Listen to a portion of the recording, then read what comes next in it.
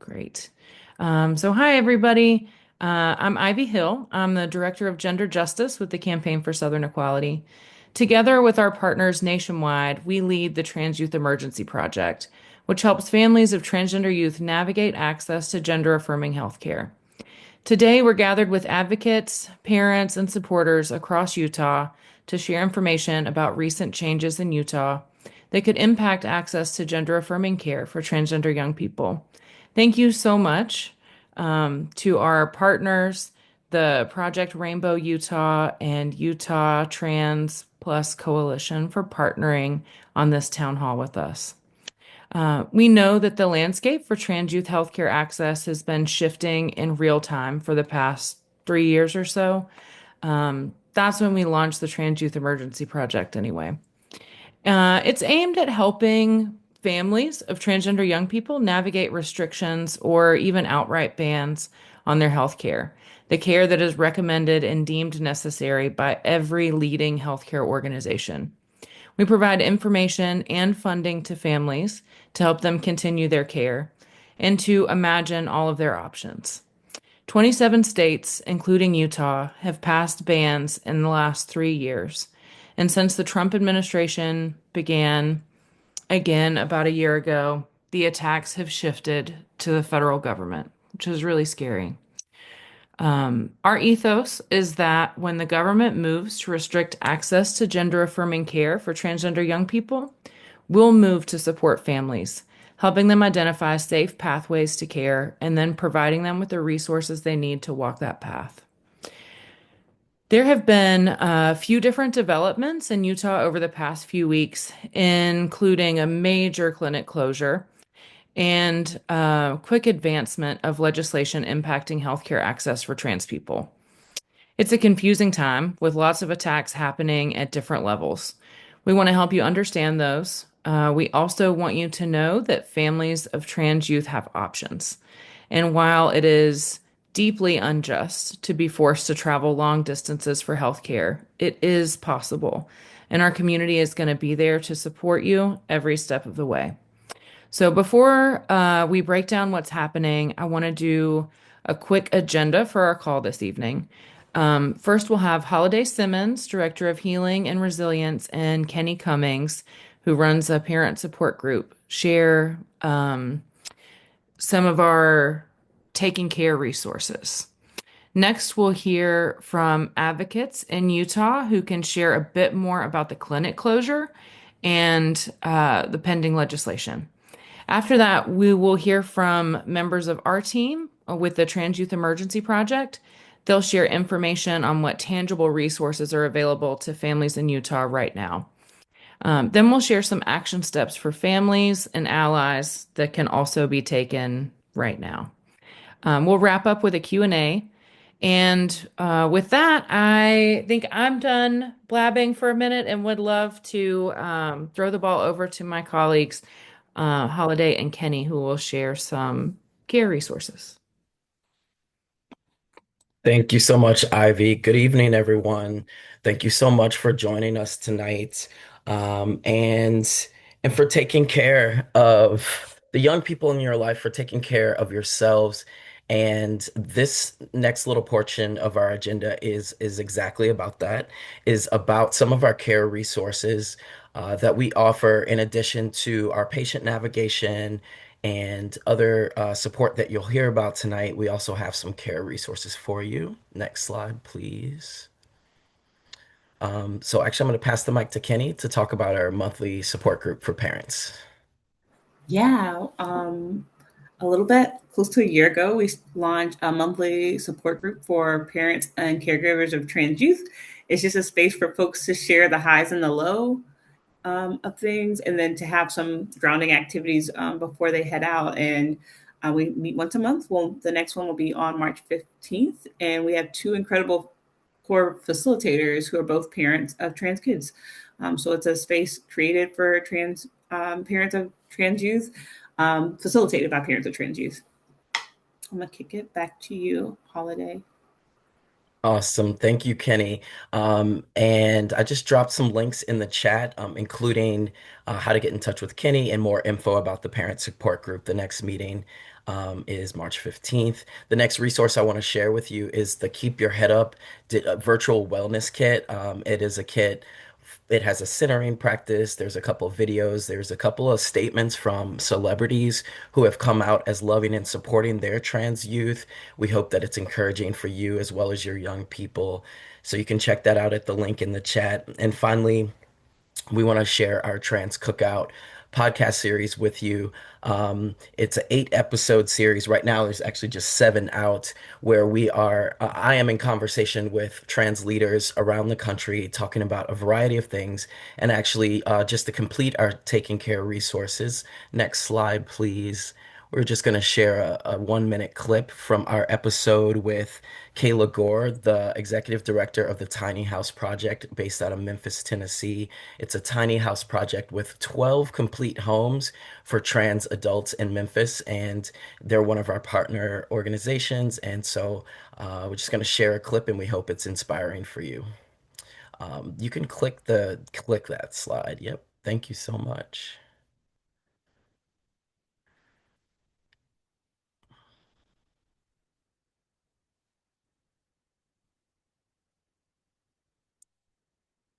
I'm not sure if the audio for sh is has been shared when we shared it, if we clicked optimize audio when we shared our slides.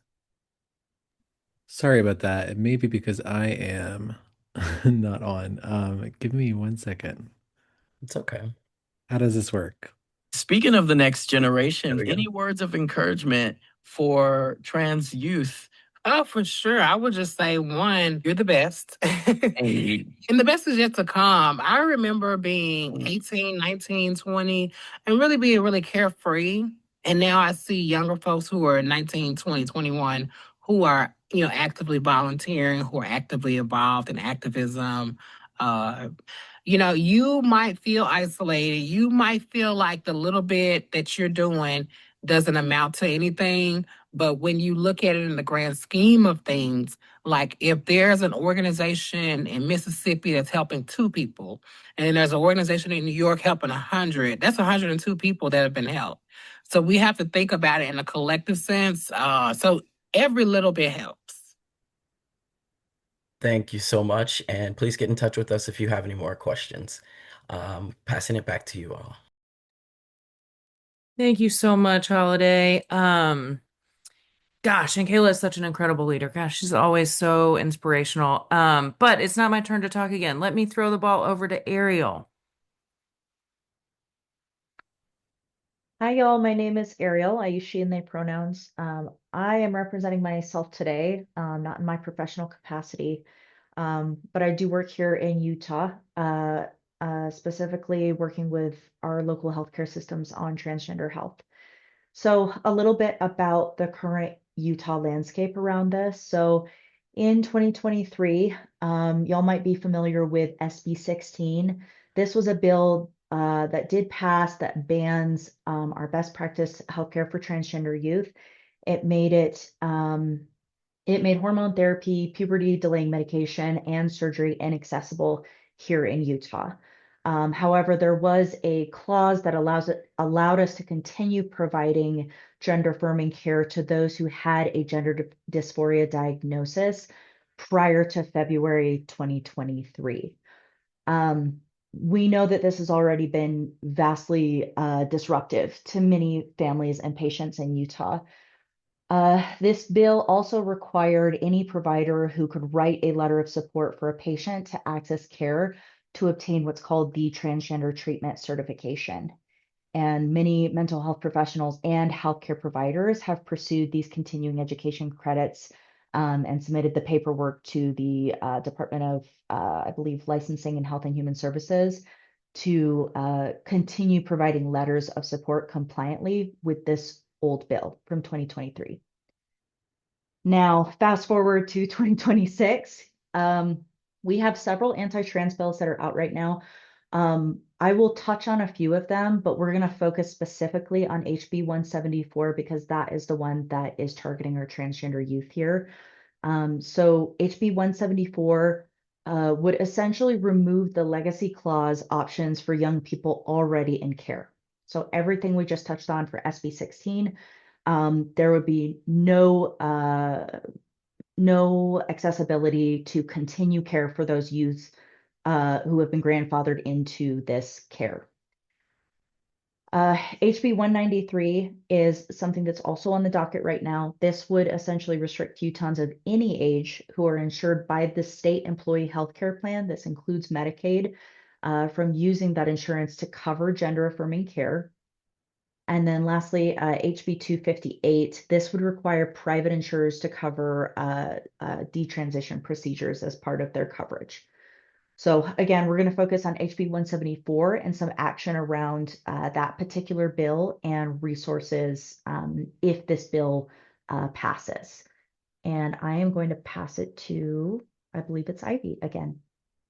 Yeah. Thank you so much, Ariel. And I just my heart goes out to y'all in Utah. This we're also dealing with a lot in South Carolina where I'm based, but it is just I know how overwhelming it is to have attacks like this just mounting and mounting. And I promise we are going to get to some things that are better in this call. But on top of all of these things that are happening at the state level, there's also some federal attacks that we think are important to mention.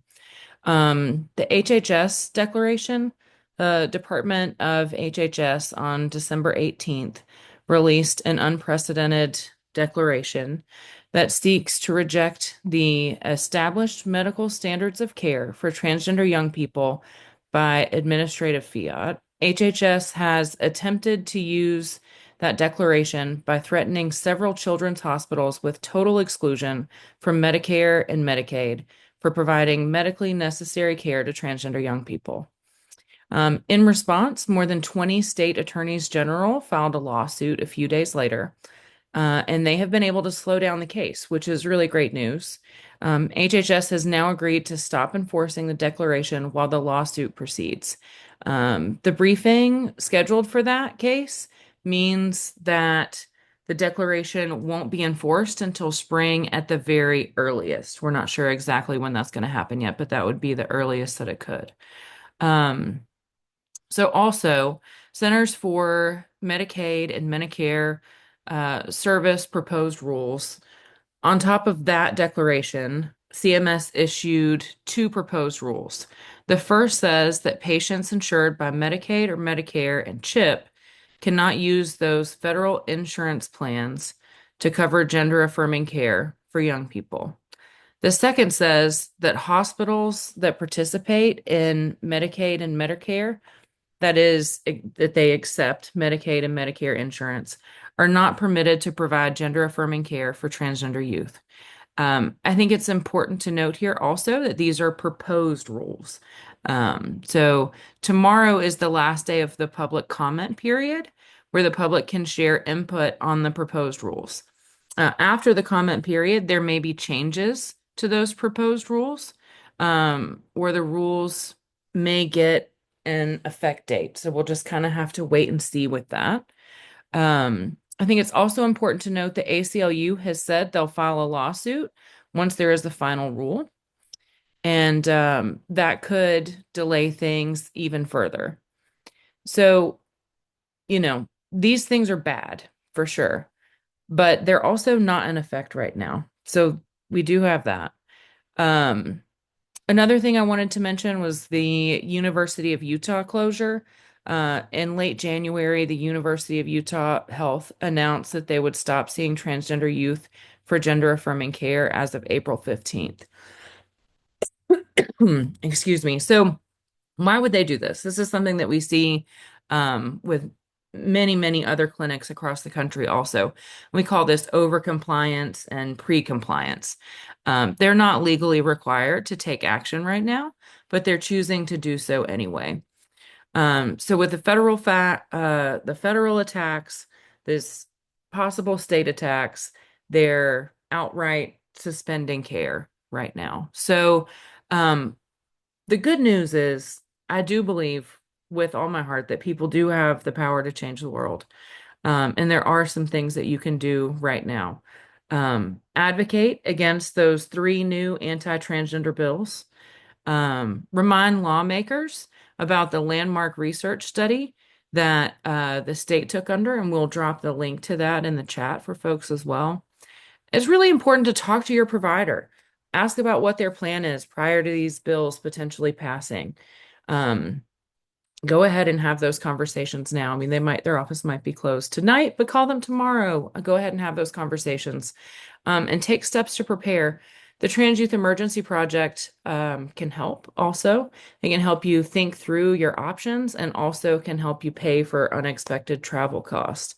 Um, and so, two of the really incredible leaders on our team who work really directly with this program are Sherry Keller and Carolyn Jones. I'm really excited to throw the ball over to them and let them tell you more about the Trans Youth Emergency Project, which I feel like is a really bright spot in our call tonight.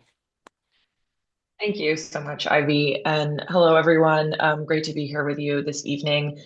My name is Carolyn Jones, and I use she, her pronouns, and I am the program manager for the Trans Youth Emergency Project. I wanted to begin by thanking the parents and caregivers, and especially young people on this call. I want you to know that you are not alone and that your questions and fears and your hopes matter here. At the Trans Youth Emergency Project, our work is about removing barriers to healthcare and helping families find their footing when the path forward feels unclear. I know that's a feeling that a lot of folks on this call are feeling right now. But this town hall is a space to name what's happening, share what we know, and remind everyone that support is still here. And we're especially here to remind you that despite the things that you may hear or read, there is a pathway to get the healthcare that your young person may need. Our work also focuses on building partnerships with organizations and advocates who are supporting families on the ground, especially during moments like this. I see many folks on the call, and I really thank you for being here. You're the trusted experts in your local community, and we hope that you can connect people in your networks with these resources. So whether you're helping families navigate care, sharing trusted information, or showing up with compassion, your work is really making a difference. Families are looking for clarity and hope, and a lot of these partners are helping to provide both.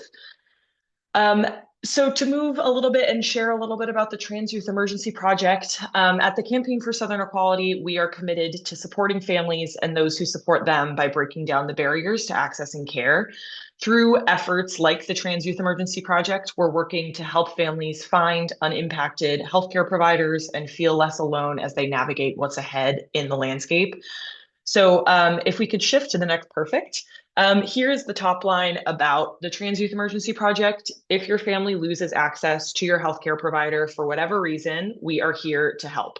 So we are able to help in a wide variety of ways. The first one is with family navigation to unimpacted providers. So if you're no longer able to go to the provider that you were at, we will find you a provider that will be able to accept your family. And we have those conversations through tailored one-on-one calls with one of our patient navigators. We're also able to offer travel grants for families in states with bans. We are able to offer $500 for travel costs, which are renewable every 3 months. And for families in access states needing to relocate due to a clinic closure, we are able to offer a one-time $500 grant. We are also able to offer a connection to free flights through a partnership with an organization called Elevated Access that can help folks travel to their appointments. And we're also just a network of care and information and a place to return back to when you have questions or interruptions to care or interruptions to any other piece of things that you may need support with. As was mentioned at the beginning, we also have other wraparound support pieces like the parent family support group. I would love if a member of our team could throw the link to that parent family support group in the chat again, if we didn't already. And yeah, we are really excited to, excited isn't the right word, but we're glad to be here to help despite everything that's happening. And I would love to hand things off to Sherry, one of the wonderful patient navigators with our team, who can share a little bit more about what the process looks like once you reach out. So Sherry. Thanks, Carolyn. I think we go to the next slide. Yes, thank you. So I'm one of the folks on our team of really fantastic, warm, lovely human who are the folks that you would talk to on the calls. And so I just want to describe a little bit about what the process looks like in working with us. So first, you would fill out a form on our website. I think someone will drop a link in the chat, but also it's at the bottom of this slide. Um, and so you'll fill out this form on our website, and we'll be in touch with you as soon as we can, usually in about 3 business days, sometimes longer if we get a big surge of requests. And we'll go ahead and schedule a one-on-one call with a parent or guardian, and then we'll talk through options that are unique to your specific situation. So we will talk about clinic options. I know folks on this call, especially like I've talked to families in Utah who are specifically looking to go to Colorado. And so we have all kinds of options based on what would really work for you. And then with elevated access, we can look at scheduling free flights. I talked to a family last week who was excited um, to get on a flight from Utah to Colorado, a small plane. Their kiddo has never been on a small plane before, and it's a free flight that helps them access care. So we arrange those for you as well. We also support you with travel grants. Like Carolyn said, there's $500 available up to 4 times a year, and we get those to you to help you with your travel needs. And then also we try to put folks in touch or urge them to join their local PFLAG groups and any other local orgs to follow state partners. And also, we direct folks, like especially folks that have insurance or legal questions, to the folks that they need to talk to. So we try to really get you all of the information that we can and push folks into through the right channels that we are also keeping in contact with so that we know folks are available and ready to receive your questions. With the grants, they get processed electronically. And if you live in Utah, we'll be in touch every 3 months. We'll shoot you an email to check on whether another grant would be helpful for you. So families in states with a statewide ban like Utah can receive those again up to 4 times a year, and they're $500 each. And I imagine most folks here are in Utah, but in case there are folks in other states, for families who live in states without statewide bans and need a one-time relocation of care, which might mean like because a clinic has closed. Um, and especially with the more recent closures, it's a little bit different. We can definitely help you, or we can help you identify another provider in your state or nearby, and we can provide a one-time grant for relocation of care for $500 to help you find, other care in another clinic. And we are here to help. If that provider closes at a later date, we want you to reach back out to us and let us know. And we're always happy to hop on another call and support you in the best ways that we can. We also know that it's a chaotic time right now. We know that it's really tough, and families build close relationships with providers.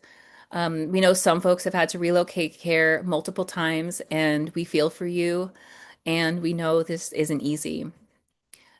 We also know that accessing care is possible, and we have to hold on to that.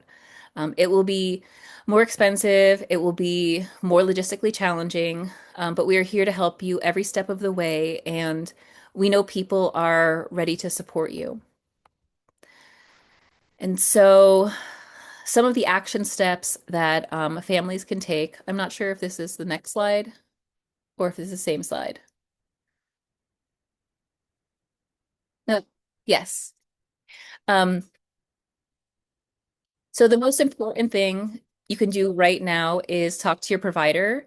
Ask if they are impacted by anti-trans restrictions. If they are not, we recommend taking things one day at a time. And we know this is unsettling. But one foot in front of the other is the name of the game here, and a lot can happen. Lawsuits could push back timing considerably. The proposed rules could be modified. We just need to, unfortunately, take things one day at a time and one appointment at a time. You can write into the Trans Youth Emergency Project to better understand backup plans in case something happens to your current provider. You can ask your current provider about backup plans. If you are impacted and your provider ever cancels your appointment, contact us for support, and we can share again providers who are not impacted by restrictions. We can answer questions again, and we can also move funding to help you pay for those costs of initiating new care, travel, and medicine. And with that, I'm going to pass it over to JC to talk about how to get involved locally. Thank you, Sherry and CJ and everybody else who have gone before me, Ariel, everybody. Thank you all for coming today on such short notice. This has been a conversation that's long overdue, and we seeing this interest out of just 3 days of recruiting people to come and seeing 60 people sign up so quickly. We know there's a need to continue this conversation, and so know that we are already planning to do this again next March on the 16th as well. Also falls on a Monday, and continue to share resources. It's so vital right now that that we lean in and to community and get as resourceful as we can and have those contingency plans. As a mother of several children, we have to always think. It's very aware to me, and as a therapist as well, how much care we need to take for ourselves and for our community. And sometimes those two things are needed for us as well. So there's a lot coming up in the next few months with the Utah Trans Plus Coalition. I'm going to first kind of go in order with that. So I'm going to put our website here.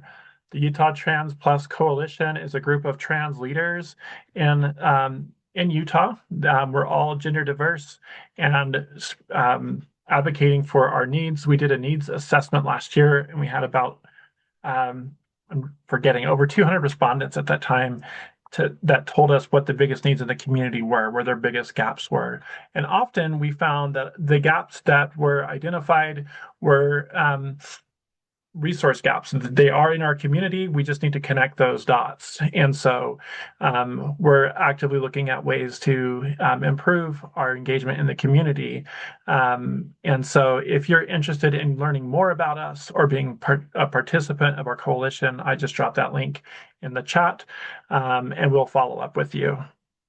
And so after a year of organizing and collaborating in space together, one thing that we've learned, and for any of us who've been activists in this space, we know that after this legislative session that ends, there is still a lot of work to do. And so that continuation of support and to have national resources like the Trans Youth Emergency Project with the Campaign for Southern Equality help us is so crucial for our contingency planning, whether we need to relocate for care or travel for care or relocate for an abundance of reasons that might be facing us.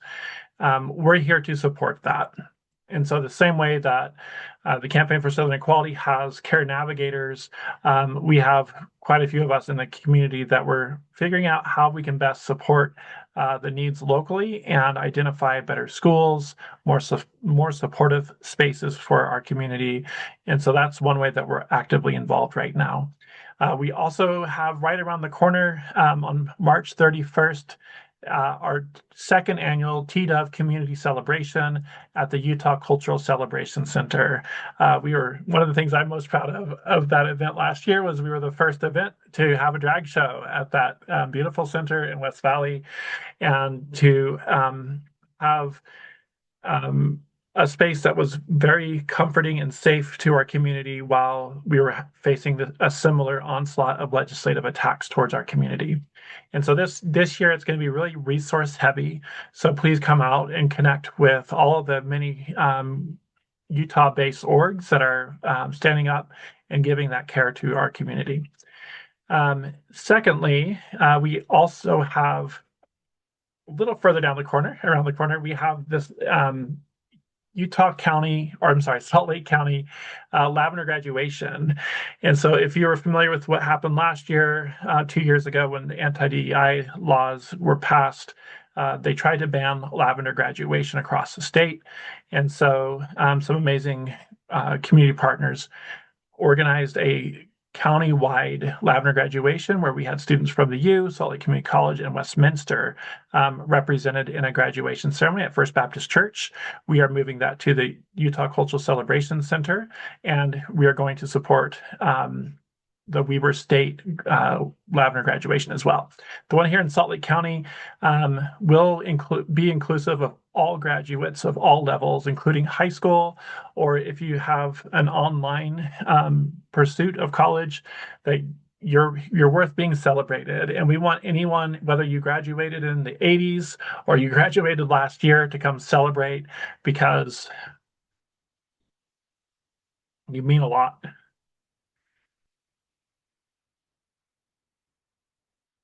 Sorry.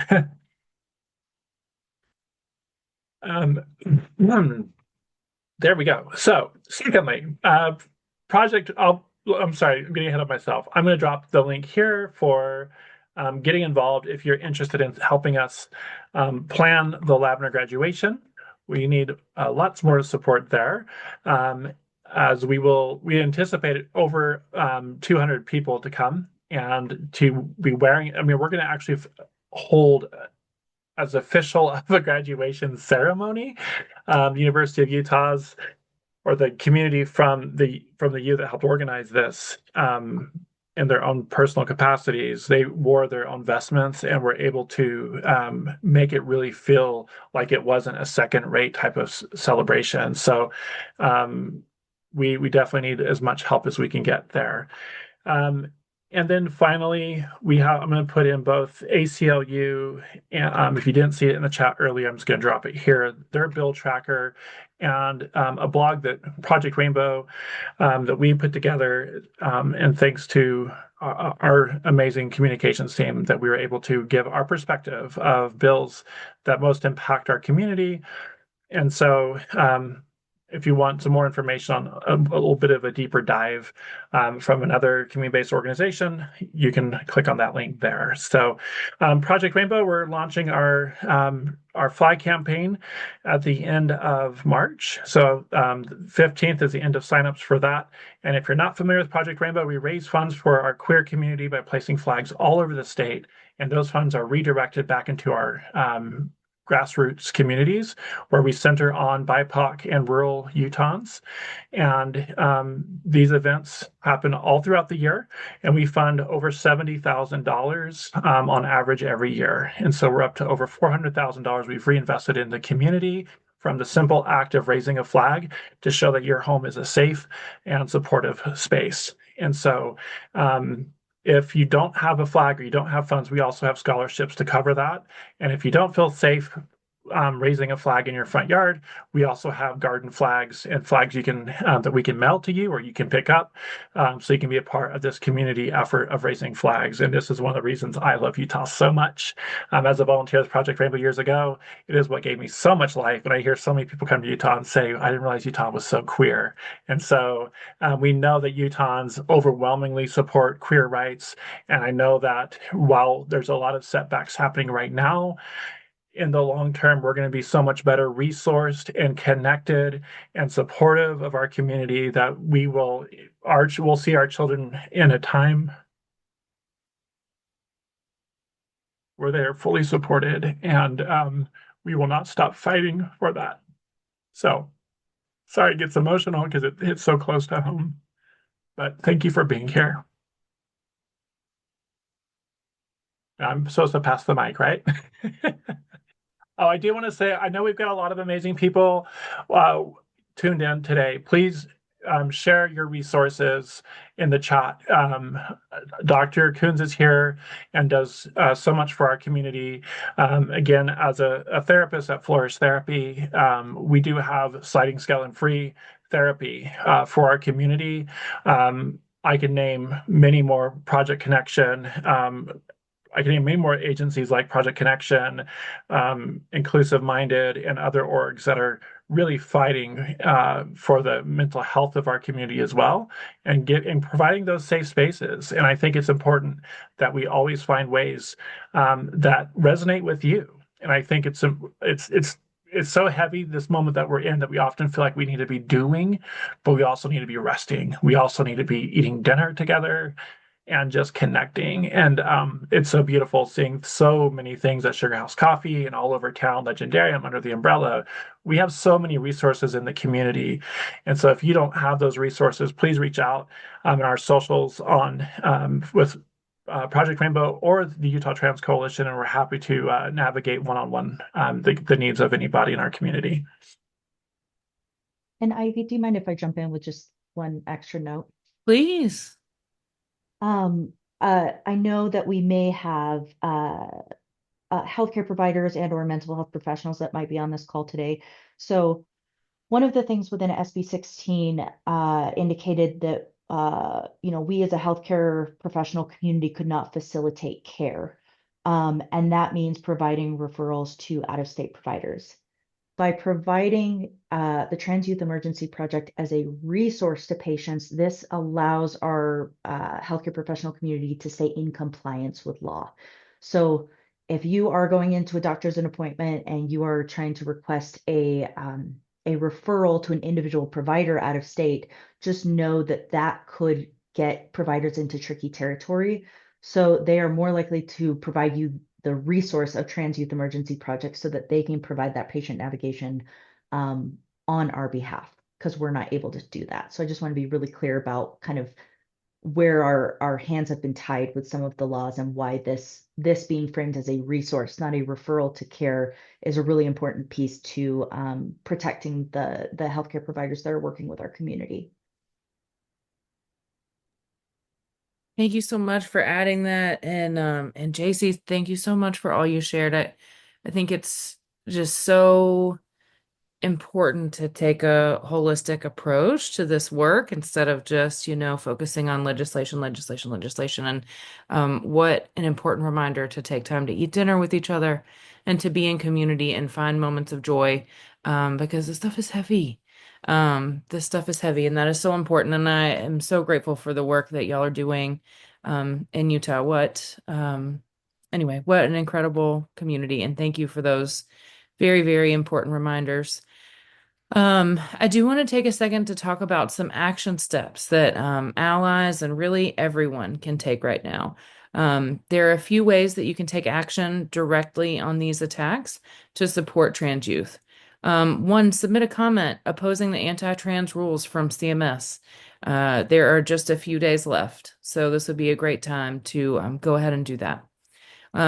Two, you can contact your legislators and urge them to vote no on these anti-trans bills in Utah. It does make a difference, and your voice matters. Spread the word about tie up. Let folks know we wish we didn't need to be here to help. We wish we could focus on more community dinners and stuff like that. And I think that stuff is so important. And also, we are really glad to be able to help and support in this way. And it takes funding to run tie up. It takes funding to run all of these incredible local programs that you've heard about tonight too. So consider hosting a fundraiser to support some of this really important work that's happening. I think with that, that covers our agenda, so we can stop recording and then we'll shift into Q&A.